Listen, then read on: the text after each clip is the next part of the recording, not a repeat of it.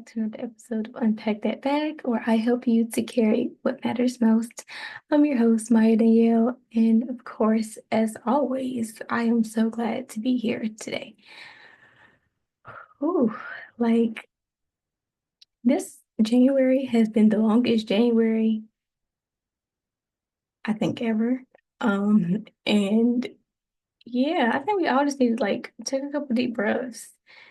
How's everybody doing? How's everybody's like functioning going right now? I know there's a lot happening out in the world, and I'm sure personally we all have our own things going on. So I just wanted to do a little check-in to see how everybody's doing. I hope that everybody's surviving and like finding peace wherever they can. And yeah, just wanted to drop it out there. So I think that because of the climate of the world and because of everything that's going on, this series is going to be really fantastic. And so I will be starting. Today is February 1st, but you'll get this on the 2nd. And so in honor of Black History Month being in February, as well as Valentine's Day, welcome to our series on unpacking Black love. I'm really super excited about this because like love is one of my favorite topics. I'm a lover girl. I love love and you can never make me hate it. So yeah, I'm really excited about that. I'm also like, again, no matter what bills are being signed or what is going on, I'm still celebrating Black History Month. Happy Black History Month to those who do celebrate. And yeah, I think this is a great time for us to reflect. And I think this is a great time for us to just focus on ourselves and focus on our communities. And so I'm really excited to start this series, Unpacking Black Love. We're going to be talking about a plethora of topics. So ranging from the history of Black love to like conflict in Black love and self-love and some good things happening. We'll have some guests on this month. So I'm really excited for that. But yeah, today's episode is going to be on the history of Black love. And again, I think that this topic is really important in just the climate that we have today because we need more love in the world, number one. I think with again everything happening and just kind of the just uneasiness of our society right now, I think that it's important that we build community around each other and we build community around the people that we love and learn to love new people. And so um I want to start this podcast by opening up a discussion question. I hope that you all engaged below in the comments. So please do leave your answer in the comments. This is one that I hope that you are able to reflect on and think about. And like I said, drop it in the comments. And one of the things that I value about this platform is that I want it to be a space for us to build community. Not just myself, but everybody. And so again, I think during this time, community is going to be like number one. We think about revolutionary changes that we've had in our history. We think about the big forms of advocacy. We think about the civil rights movement and abolishing slavery and like segregation. We think about all of these things, and we always think about like the biggest of the movements. And sometimes we forget that change starts at home, advocacy starts at home. And so starting with yourself and working outwards, like starting with yourself and working to your family, and then using your family to navigate out into community and your neighborhood, your churches, your schools. And so again, I want this to be a platform where we connect and you build community based off of the opinions that you value and so I hope that you all will engage with this question. So the question is, and it's not like nothing crazy, question is, what does Black love mean to you? And it's like a very vague, not vague question, but it does require a little bit of thinking, I think, because we tend to like, I know me personally, like seeing Black love in the media or like that term Black love is like, it just gives a little bit of cringy. Like it gives a little bit of like, I don't know. And maybe it's just my age, because I feel like it's a millennial type thing. And I got a couple millennials that I know is gonna come for me because I'm saying this, but yeah, like seeing the term Black love out in the media or like on t-shirts or like or if you've ever watched those Black love either podcasts or videos, or I know like Oprah had one a show or something like that where couples went on there. I don't know. It just always got gave kind of cringe to me. So again, drop in the comments, what does Black love mean to you? On a more serious note, what does Black love mean to me? Black love to me is resilience. Black love to me is dedication.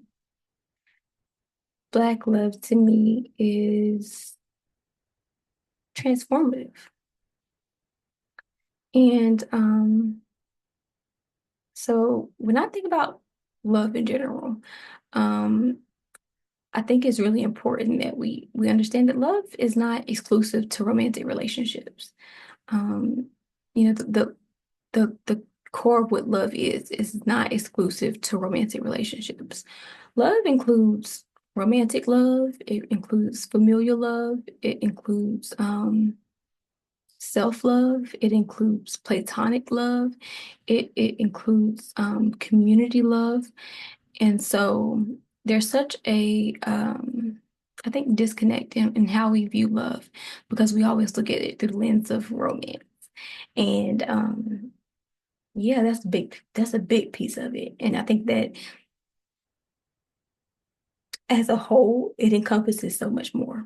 And so yeah, it's kind of something that I wanted to dive into a little bit here on this episode, but in future episodes as well. And kind of like develop this understanding of like what is love and what is love look like in our Black communities across the diaspora. And so again, the word that just constantly pops up for me is resilience. As a people, we have been through hell and back, and then back to hell, and then back again. And so when we have all of these challenging things going on within our society, and we have all of these attacks against us as a people, and we have all of these kind of just oppressing factors that are seem like constantly making their way into our lives.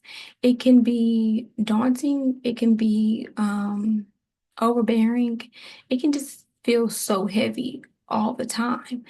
And I think it can be hard for us to remember like where we came from. It can be hard for us to remember how resilient we have been in the past. And so it's really important for me to highlight that piece. And then, like I said, again, I just think of love as being resilient because it was love that got us through slavery. It was love that got us through segregation. It was love that got us through all of the challenges that we have faced before. And so us being able to show up in our communities, us being able to show up with our families, us being able to show up in our relationships, um, it helps us to continue going on. And so in my therapeutic approach that I'm still developing within my counselor and training role is I take a relational cultural approach. And pretty much what that means is that I see that the value of relationships, I see the value of having positive and healthy relationships in your life that are going to influence you and that are going to help you through whatever challenges that you're facing within your life. So I look at that, um, your cultural relationships and how they influence, like I said, what you have going on and how you can use those for support through that. And so again, my idea of love and of Black love is that we are resilient because of our relationships. We are resilient because of the connections that we make and the community that we develop and lean on during these times of struggle. And so another piece of that Black love that I see is love is resistant to white supremacy. It is resistant to oppression. It is resistant to being constantly abused. It is resistant to anything that you can tell yourself that would make you feel unworthy. Because when you have somebody who loves you and you have people who love you and you have community who loves you, and again, I think it's important to emphasize that all love is not familial love. All love is not romantic love. And sometimes we think like, oh, no, I've never been in a positive relationship, where I felt love, or I've never had parents who truly loved me in the way that they should have. And, maybe I didn't have grandparents who were there for me. And so we start to feel isolated as though we are unlovable, but that is not far from the truth, because there are people who love you and choose to love you, who can be a part of your community, and they ain't got no ties to you by blood. They're not in love with you in the romantic sense, but they love you enough to want to be there for you, to want to care for you. So I believe that everybody is lovable. I believe that there is not a soul on this earth who is not lovable. Not saying that you gotta love everybody, because trust me, it's some folks. But I say that to say that we all have the ability to love, and we all have the ability to be loved. And again, like I said, we see this through our history and love has been a foundation, like the baseboard of how we have survived and through everything that we've been through. Just thinking about, like, again, I kind of want to go back to my point about us not having to do everything on such a grand scale. We see all of this terrible things happening, and we think, I gotta get out there in the streets and I gotta protest, I gotta picket, I gotta burn the buildings down, I gotta do XYZ. And don't get me wrong, like those are great efforts towards change. But what I want us to realize that in this season of our lives is that we have to start at home. We can't all go out there in the streets and we all got different ideologies of what we're fighting for. And so we need to come together and say, I love you and I want you to survive. I want you to be well. What can I do to help you? Um, like you wanted to go out there in the streets and protest, but your neighbor is struggling because she got 3 kids that she is trying to take care of, and they just need somebody to watch them for the weekend while they go to work. It's things like that where you can show your love and you can show your support and you can show advocacy for change.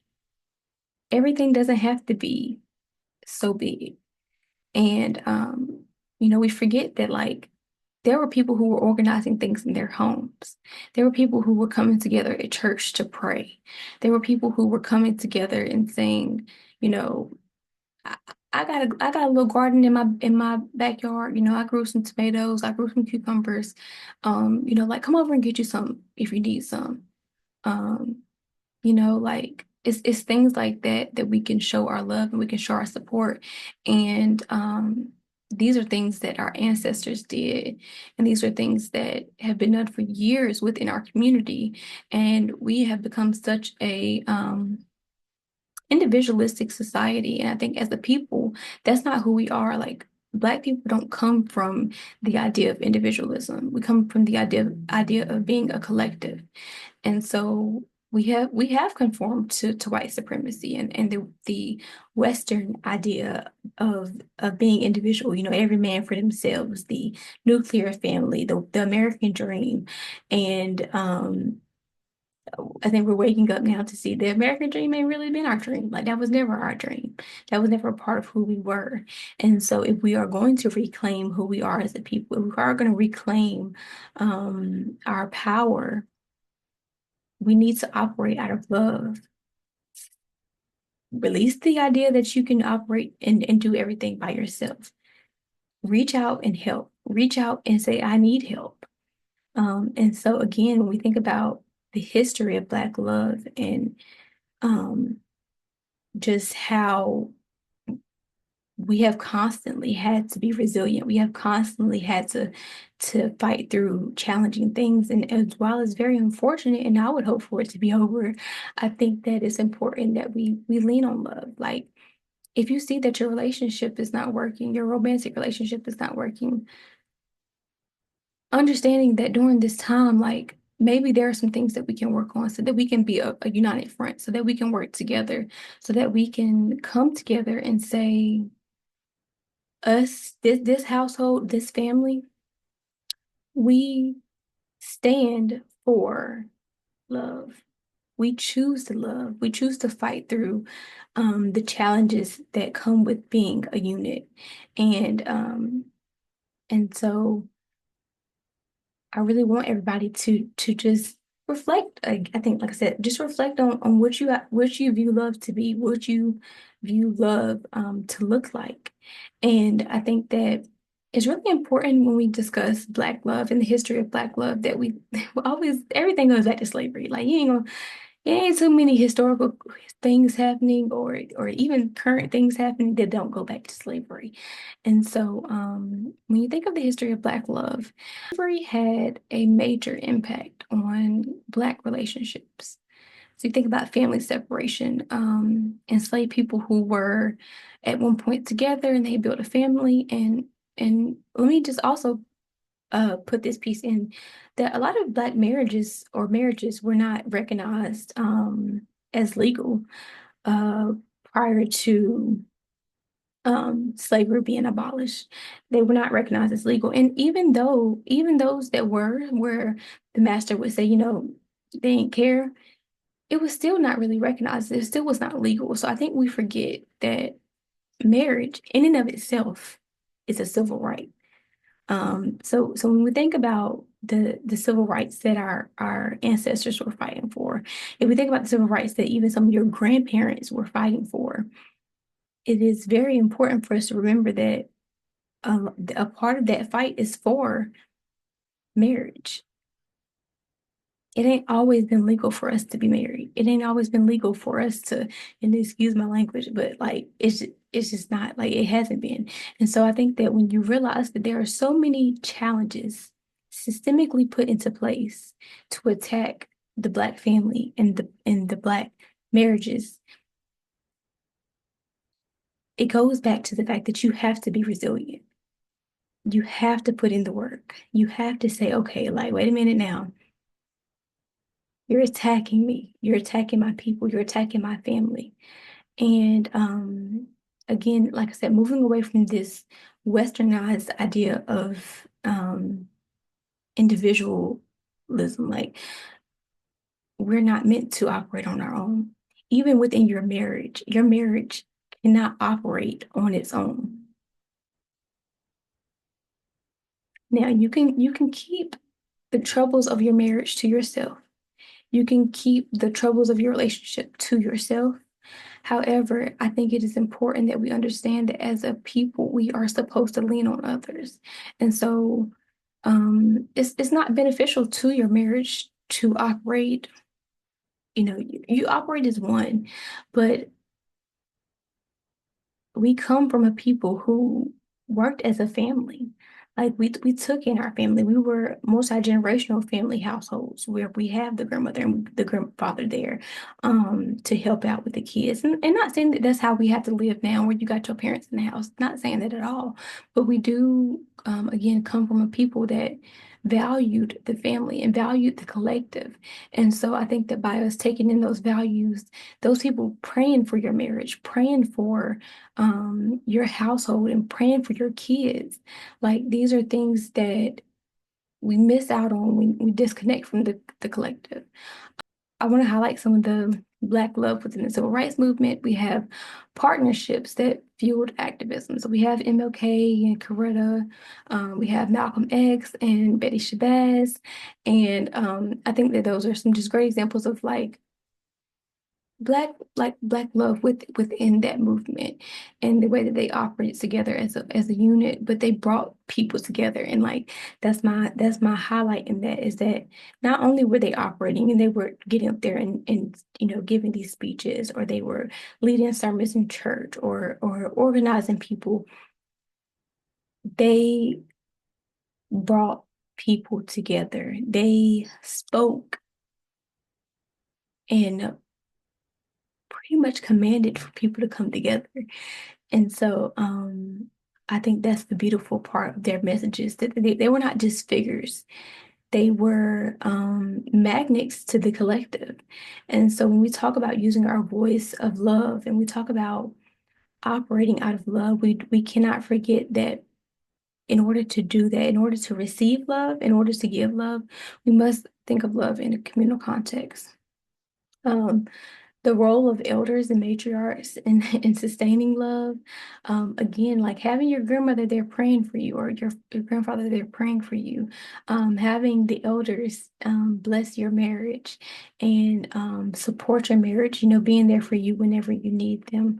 Love has been highlighted through our community in the form of music. Poetry has been celebrated in literature.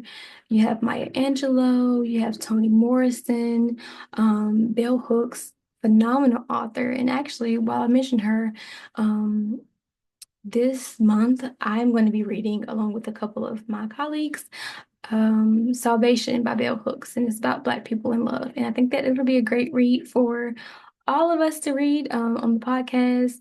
We're going to discuss it towards the end of this month. And so if you are interested in reading that along with us, feel free. I would love to hear your thoughts on the book. And also, if you're interested, Bell Hooks also wrote a book called All About Love. And again, phenomenal book. If you want a new perspective on love, you should definitely give it a read. I think that it is a little bit of a harsh read and does force you to rethink some of your ideas about love, but very beautiful. You have faith and you have spirituality and you have community, persevering in love. And so just looking at how you view love through your religious context, your spiritual context, and whether you're a Christian or whether you're Muslim or whether you are a Buddhist, like whatever religious orientation that you have, looking at love through those contexts and really ask yourself, like, what does my religion tell me about love? What does my spirituality tell me about love? And operating in those ways.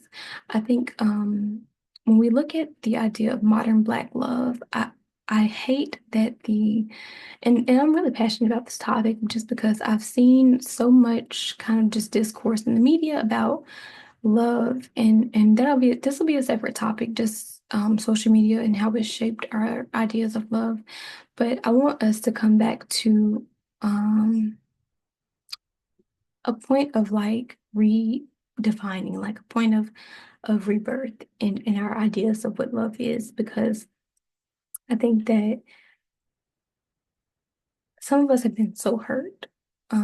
We've been hurt by people who have claimed to love us. We have been hurt by people who are supposed to love us, so like your parents, grandparents, family.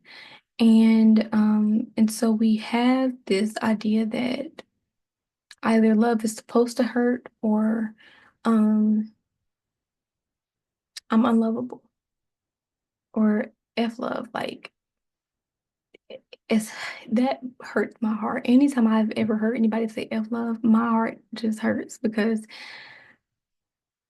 part of love, again, it goes back to this word I have and I can't get rid of it. It's just resilience. And so a part of choosing to love, or choosing to operate in love, is saying no matter how much I've been hurt, no matter what experiences I've had where I felt like I was missing love, or love abused me, or Like I'm unlovable. No matter what experiences I've had, I choose to be resilient in the fact that I'm still gonna love. I choose to be resilient in the fact that I welcome love in my life regardless. And so, yeah, I think that those are all just really important things to think about. I'm really glad that there has been an uptick in Black couples receiving counseling or marriage therapy or marriage or couples therapy or whatever, because that just shows resilience to me. Like it shows that you are so dedicated to love and you are so dedicated to the person that you love that you choose to be resilient. You choose to work through those problems. You choose to address things personally that may be getting in the way of you having a healthy relationship. And so I think that marriage and family therapy is nothing to shame. I think the idea that any relationship is perfect is just false. Like that's not true. And so you can't expect to navigate life with another individual and not deal with challenges. But it's how you navigate those challenges, it's how you choose to be resilient in those challenges, the same way that our ancestors did, the same way that your, grandparents did, the same way that people who long before you had been through struggles and challenges within their relationships did, and looking at them and saying, I don't have to struggle alone. I can reach out to my supports. I can build a community of people who support me and support my family and support my vision for how I love them and receiving that support. And so yeah, that's my kind of view. I know that this very touches like the very surface level of our history as a people and in love, very surface level. But I do encourage you all to do some reading. So, like I said, read Salvation by Bell Hooks. We're reading that this month. Also, like do some of your own research. Like this podcast is really only ever going to be a very it's just going to be the catalyst for you to know what to look for.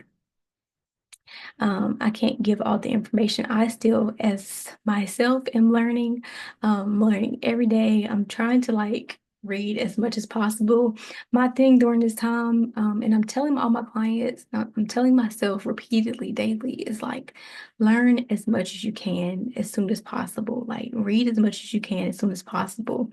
Love as much as you can as soon as possible. Connect as much as you can as soon as possible because there's an attack on that. There's an attack on our education. There's an attack on our ability to love and our ability to feel hopeful and feel joy and to feel peace. There's an attack on our connection in our community. Like, just think about how many times that there have been literal and physical attacks on our meeting spaces, our churches, our schools. There's an attack on us as a people to love and to connect. And so it doesn't feel right for me to know this and to not say, okay, what do I do about it? How can I connect people? How can I get people to um, reach out and find connection in whatever way possible? So yeah, that's kind of where I am. I think that as we move into these next few years, as we move into just this year and this month, I want us to find love, find our own definitions of love, and redefine how we look at love in our lives and how we can use that um, as a catalyst for change and advocacy. And so, just a few takeaways. Black love, it survived. It survived a lot. It's been so resilient to all types of oppression and all types of white supremacy and all types of just attacks. So Black love is resilient and it's both personal and it is both political as well. It's about connection and resilient. And it exists in so many forms. So maybe romantic love is not for you right now, but self-love is. Maybe I need to build connection and community and love there. Find people to love and show me love so that I can show it to others. And I think the biggest show of love is to see it in someone else and to say, wow, that's what love is. And I can do that. Um, and so again, I think that I really encourage you to again do your research and share, share with others what you view love to be. Share your thoughts, have conversations with people, because there's an attack on it. And so I want to just thank you all for watching the podcast today. I enjoyed this one so much, and I can't wait to like really dig into this series. There's gonna be some great topics and again some special guests on the show that I'm really excited for. So go ahead and hit the notification button so you can get these notifications when the episodes drop. There may even be some extra episodes this month because it is a short month, and so I want you to not miss the videos. So yeah, go ahead and turn your notifications on if you haven't already subscribed to the channel. Don't forget to like and comment. I do want to hear what your ideas of Black love are in the comments, so don't forget to do that. And yeah, thank you again for joining. I will see you all next week. Bye.